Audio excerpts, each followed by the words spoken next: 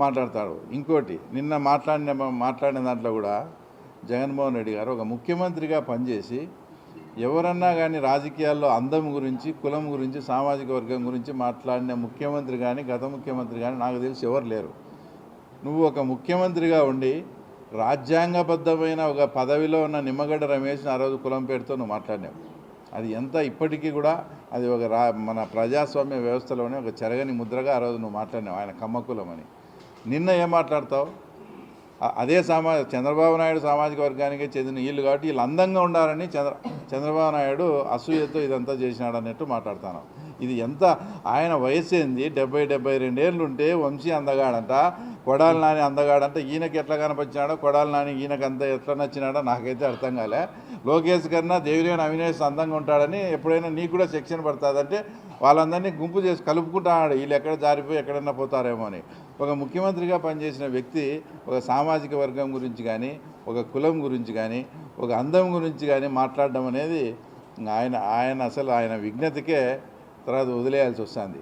ఇవన్నీ మీ ఎగ్జాంపుల్స్ మేము ఎందుకు చెప్తున్నామంటే, నా మీద ఆయన పోలీస్ అధికారులను ఆ రకంగా ఉపయోగించుకున్నాడు. మేము దాన్ని చట్టబద్ధంగా ఆయన లోపల పెట్టినారు. వితిన్ 24 అవర్స్లోనే ఆయన లోపల పెట్టినారు వంశీని. మేము ఎవరికి పోలీస్ అధికారులను ఆ రకంగా మేము ఉపయోగించుకోవడంలే, అవసరం లేదు. ఎగ్జాంపుల్, నా మీద ఆ రోజు నన్ను అరెస్ట్ చేసింది, నన్ను ఐడెంటిఫై చేసింది అంతా ఇక్కడ అంతకుముందు గతంలో ఇక్కడ ఉన్న చింతకుమదిన సి అశోక్ రెడ్డి గారే. అయితే అశోక్ రెడ్డి గారి మీద మేము ఇంతవరకు ఏమైనా చర్య తీసుకున్నామా? ఇప్పటికీ కూడా మేము చర్య తీసుకోలే. మా వాళ్ళకు చెప్తాను, ఎంక్వైరీలు అవి జరుగుతున్నాయి. అశోక్ రెడ్డి గారు ఏమని చెప్తున్నారు? నేను ప్రమాణం చేసి చెప్తున్నా, నన్ను వెహికల్ను చూసి మనిషిని ఐడెంటిఫై చేయమని, అంతవరకు నా బాధ్యత అంతా కూడా పై వాళ్ళు ఎట్లా చెప్తే అట్లా చేసినాం, ఇది పైన సీఎం ఆఫీస్ నుంచి వచ్చిందని ఆయన చెప్తున్నారు.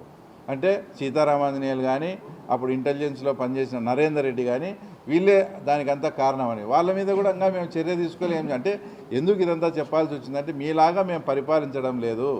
పోలీస్ అధికారులను నువ్వు ఏదో చెప్పి భయపెట్టి వాళ్ళతో పని చేయించుకోవాలని ఈ డ్రామాలు ఎక్కువ కాలం పనిచేయవు.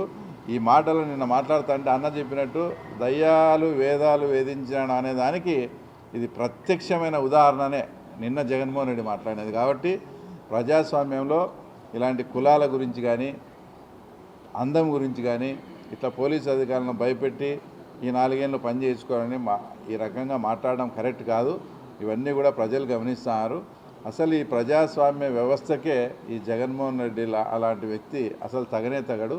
ప్రజాస్వామ్యానికే అతను చీడపురుగు లాంటి వాడు.